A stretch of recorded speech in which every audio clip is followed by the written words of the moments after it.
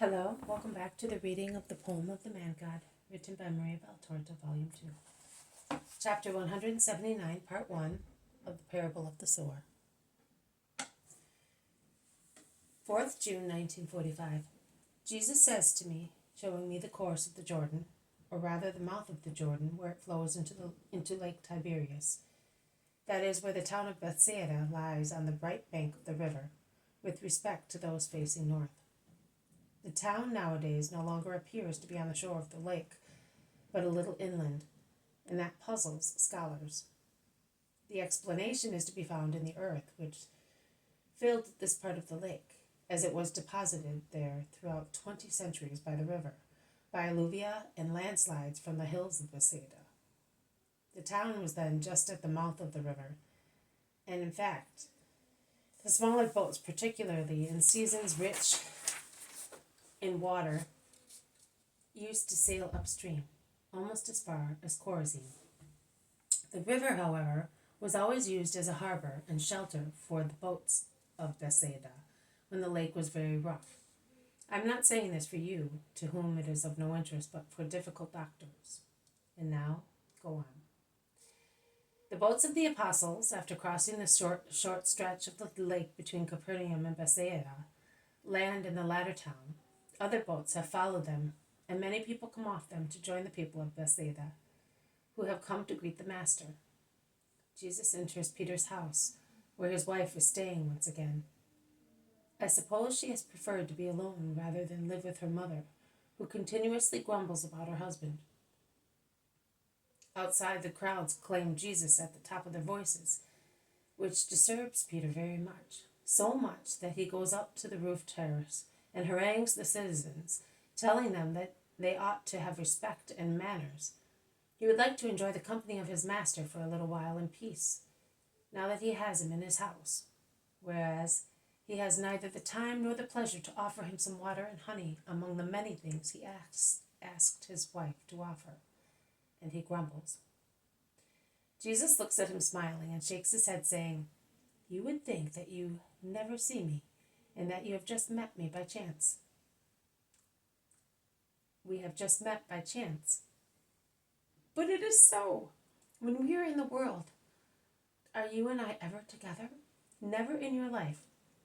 Between you and me there is the world with its sick people, its distressed people, its listeners, its curious people, its slanderers, its enemies, and you and I are never together.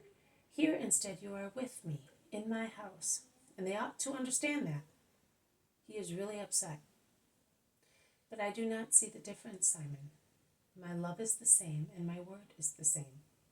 Whether I tell you privately or I tell everybody, what difference does it make?" Peter then confesses his great grief. "The trouble is that I am a blockhead, and my mind wanders easily. When you speak in a square on a mountain amongst a large crowd, I understand everything, but I do not know why. I remember nothing. I told also my companions, and they say that I am right. Other people, I mean the people who listen to you, understand you and remember what you say. How often have we heard someone say, 'I have no longer done that because you told us,' or 'I came because once I heard you say so, and I was impressed by it.' We instead, it's like a water course which passes by and does not stop. The river bank no longer has the water which has passed by. It is true that other water comes a great deal off, but it passes by. It passes by, and I am terrified at the thought that if what you say will come true, the moment will come when you will no longer be there to play part of the river, and I, what will I give to those who are thirsty if I cannot save one drop of the great lot you give me?" Also the others support Peter's moaning, complaining that they are left with nothing of what they hear, whilst they would like to remember everything to reply to those who ask them questions. Jesus smiles and replies, "I do not think so. People are very satisfied, also with you." "Certainly, of course, for all we do. Make room for you by elbowing our way through the crowds, carrying sick people, collect alms, and say, Yes, that is the master. Wonderful, isn't it? Do not defame yourself too much, Simon. I'm not defaming myself. I know myself. That is the most difficult wisdom. But I wish to relieve you of your great fear. When I speak, and you cannot understand and remember everything, ask me without any fear of boring or discouraging me. We always have some hours of privacy when you can open your hearts to me. I give so much to so many. And what would I not give you whom I love so much that God could not love you more?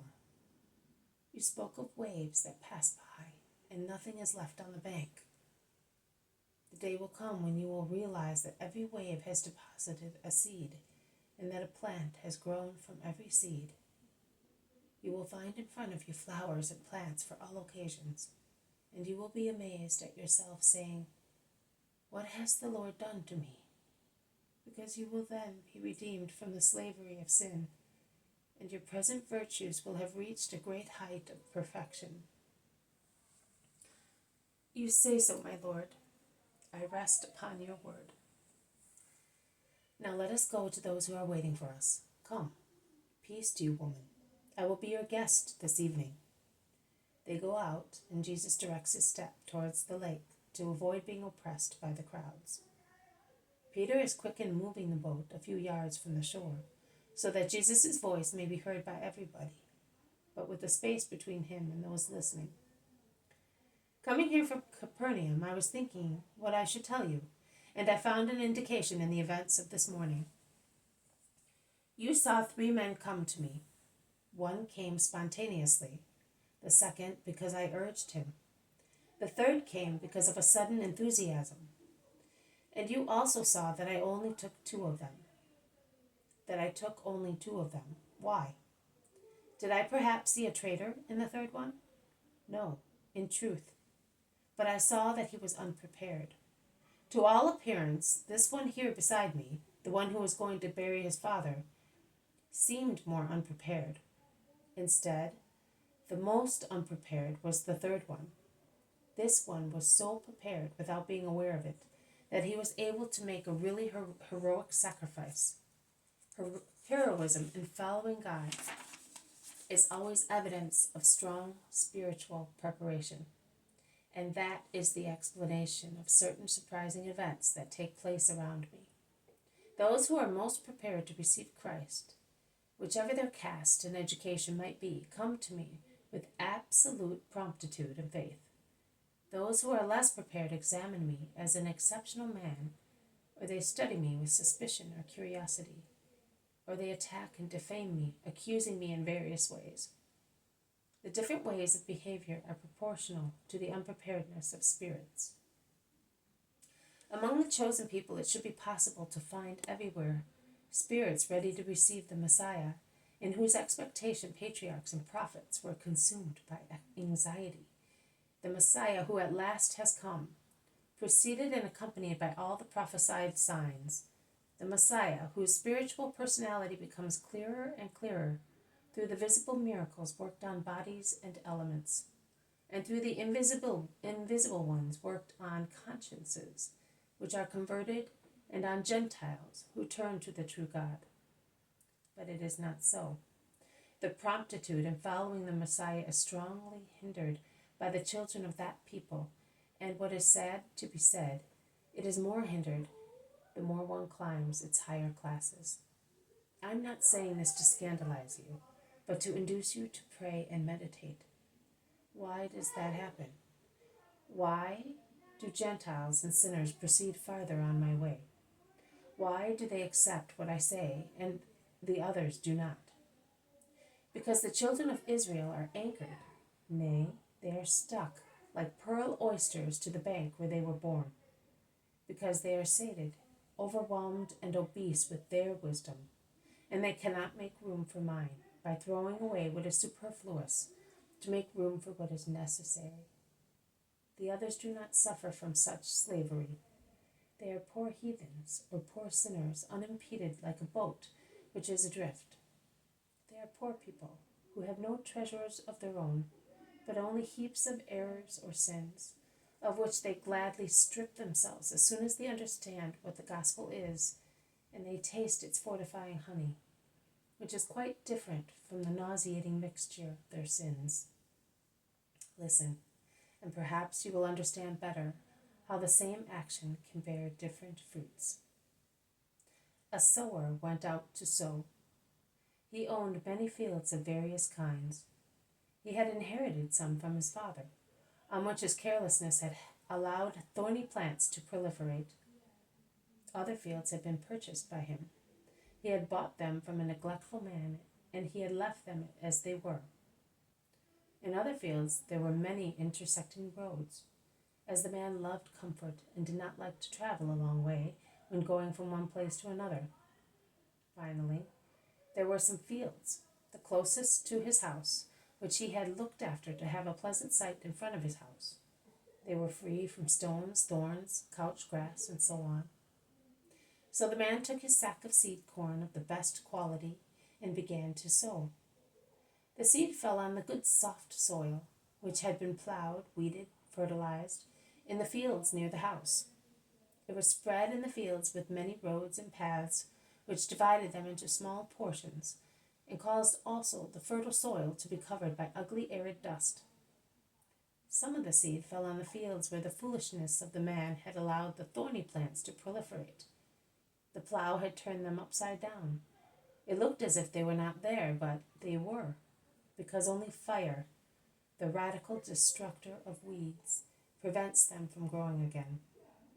The last seed fell on the fields which he had recently bought and had left as they were, without plowing them, and without removing all the stones, which had sunk into the ground, forming a hard pavement on which no plant could take root. After scattering all the seed, he went back home and said, "Very well, all I have to do is wait for the harvest." And he was delighted, because as months went by, he saw the corn come up, thick in the fields near the house, and grow. Oh, what a beautiful sea!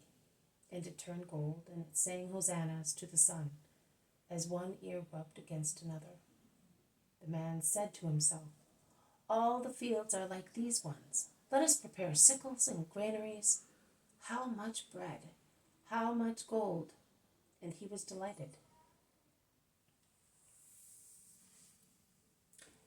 This has been a reading from the poem of the Man God, written by Maria Valtorta, Volume 2. Chapter 179, Part 1, The Parable of the Sower. Thank you for listening. I will see you tomorrow. May God bless you, and may peace be with you.